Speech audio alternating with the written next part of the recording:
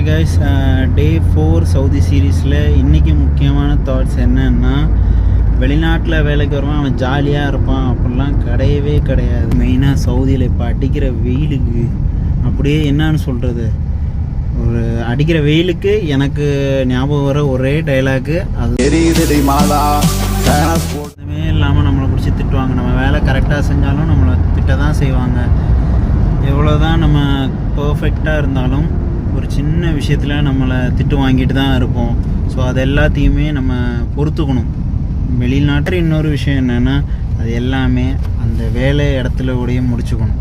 அதுதான், அதை நம்ம திருப்பி நம்ம ரூமுக்கு போகிறோம், வெளியில் போகிறோம், அவங்க வச்சு அதெல்லாம் நினச்சிட்டோன்னா அது நம்மளுக்கு பிரச்சனை. ஸோ வேலை செய்கிற இடத்துல உள்ள டென்ஷனை அங்கேயே சாயந்தரம் டியூட்டி முடிஞ்ச உடனே தூக்கி மூட்டை கட்டி அங்கேயே வச்சிடணும். திருப்பி வெளியில் வரும்போது அடுத்த நாள் காலையில் தான் அதை பற்றி யோசிக்கணும். அதுக்கு முன்னாடி